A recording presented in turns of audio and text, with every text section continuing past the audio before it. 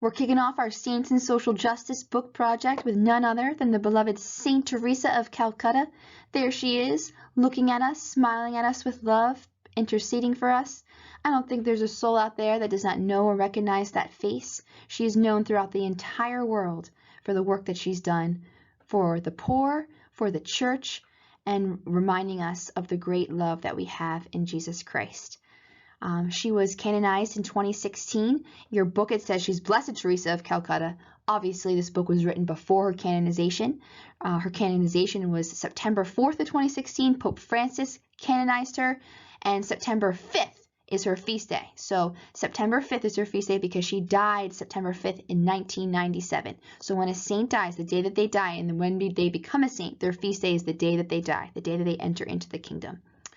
So we are going to be looking and learning more about her life and what she did to help make major movements in terms of social justice, and how we can learn from her and live out her mission in loving the poor, serving one another, our friends and our families, and loving Jesus as she did. We can learn so many beautiful things from this great modern saint of our time. Really amazing. She's pretty fresh. She is so new in terms of saints. Like I said, she died in 1997, so it's really humbling and beautiful to know that we have such a great saint in our time.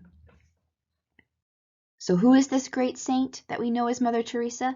Well, to backtrack from the very beginning, she was born, her original name, and hopefully I'm pronouncing this right, was Agnes Gonja Boyajou. I'm pretty sure I got that right, but that was her original born name. She was born in Macedonia, which is a country right next to Albania, on August 26, 1910. From a very young age, she had a huge devotion to the Holy Eucharist, the church, and her faith was the most important thing to her. And she knew that she wanted to become a sister one day at a very young age. And it was at 18 that she answered that call in 1928, and she left her home to join the Institute of the Blessed Virgin Mary, known as the Sisters of Loreto, which were based in Ireland. She did a couple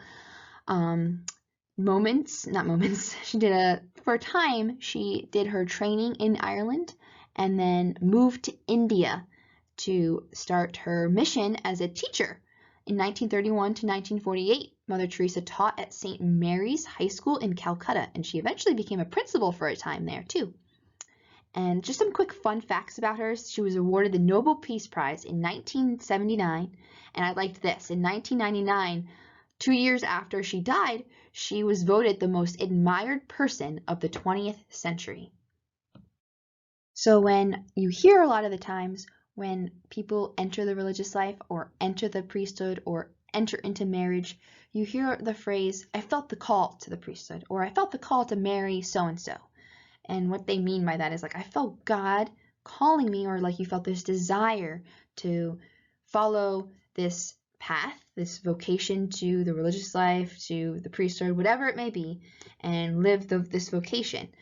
But what Mother Teresa said, and I have a quote right here, she felt a call within the call of being a sister.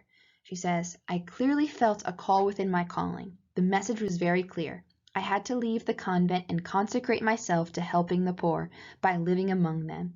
It was a command. I knew where I had to go. So Mother Teresa, she was living a pretty comfortable, decent life as this teacher, as this principal at this school, was no doubt a beautiful and good teacher. She was living in Calcutta at the time, which is a very rough, poor area, and she would encounter really unfortunate people who were truly suffering. And I like how in the book it does a good job of her experience with the woman in the street, where she encountered that dying woman and how she picked her up and took her to the hospital because she was dying. There was no saving her, but she wanted to make sure that she died with dignity. She just didn't die there for the rats to eat her, because that's what we are not called. No human person is meant to die that way. And she knew that, and she took her there. And it was one of the probably the first experiences that shaped her and helped her have this call within the call to go out and serve the poorest of the poor. Saint Teresa left her convent and headed for the slums of Calcutta in 1948. And it was there in Calcutta that she founded the Missionaries of Charity in 1950. And charity, we know, is another word for love. So the Missionaries of Love, serving the poorest of the poor in the slums of Calcutta. And it says right here that Mother Teresa not only served people in need, she dignified them. She gave them dignity. She saw them. She looked at them and said, "You are worthy." Even to this person dying on the street that no one wanted to care for, no one wanted to love, she loved them and cared for them to the moment that they died. And she recognized the imago Dei of every single person, that every person is made in the image and likeness of God. She cared for the homeless, the crippled, the blind, the lepers, all those people who felt unwanted, unloved, and uncared for throughout society. She came and swooped them up and loved them as Jesus loved them and saw them as Jesus loved them, and founded these missionaries that are all over the world now. There are some right here in Chester, if you want to find some. They are beautiful sisters, hardcore as heck sisters too. They do beautiful work serving the poorest of the poor. In everything that these sisters do, and everything that Mother Teresa founded these sisters to do, they did with love, self-sacrificing love. Major themes of Catholic social teaching is life and human dignity of the human person. So that is what Mother Teresa really shaped her life on, especially the gospel passage of Matthew 25. Whatever you did for one of these least brothers of mine, you did for me.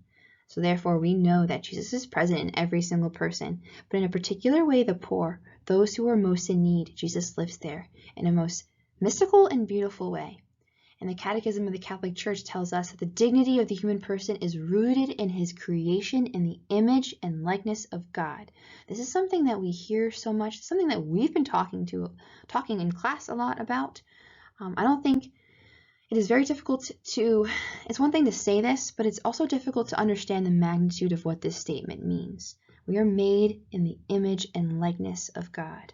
Let us pray for the intercession of Mother Teresa, to ask God to give us the grace to understand the magnitude of this statement and the magnitude of what it means that we are made in the image and likeness of God, and the magnitude of the fact that every single person we encounter is also made in that image. Living out her mission, which she often said is just do small things with great love. But how do we do that? One very simple but deeply profound thing that Mother Teresa would say is, if you want to change the world, go home and love your family. Oftentimes, those are the people in our lives that are the hardest to love because they know us the best and we know them the best. They are the people that get under our skin, that can really hurt us because we know them so well and we love them so well. Mother Teresa always said too that you don't need to go to Calcutta to change the world. There's Calcutta's right in your own home. There's Calcutta's right down the street. Meaning, like, there are people in our lives, in our families, in our friends, nearby that are truly hurting in many different ways. And we need to love and cherish them first. And it is there that we will begin to change the world. Another thing that she said was simply to pray. Pray, pray, pray, pray, pray is the most important thing that we can do, because praying is our relationship with God, who can help us see, who can help us love as He calls us to love. And right there is a beautiful picture of my home adoration chapel, my favorite place to be, in front of the face of God. How blessed we are to have Jesus so accessible, hidden in the Holy Eucharist. Ask God for the intercession, like Mother Teresa, to really begin to see Him in the bread of the Eucharist. Because I think it's in your books, it says, if we can begin to see God in something so simple as this little bread right there, then we can for sure be able to see Him in the poor, in our family, in those friends who are suffering and need us. So let's start with Jesus, who comes to us in communion, in adoration. Spend time with Him. Ponder the miracle that is, and you will find miracles happening and be able to see more clearly Jesus present in other people. I also have pictures of my family right there on the top right, and on the bottom is my grandfather. how important it is to love our grandparents, but also that the person in the middle right there is a woman by the name of Evelyn. In that picture, she was 102 years old. I think why I put that picture in there is she's not related to me. I found in high school I loved going to visit nursing homes because my grandmother was in a nursing home. And how beautiful it is to go visit these people who are dying, who sometimes are very alone. So I just challenge you, it doesn't have to be people at a nursing home, and especially now it's very difficult to go visit people at nursing homes, but to find people in your lives, it could be even just a friend or family member that are lonely, that need a friend. Those are people that we can begin to love, and those are people who are poor in a way, poor of spirit, that need encouragement and they need love.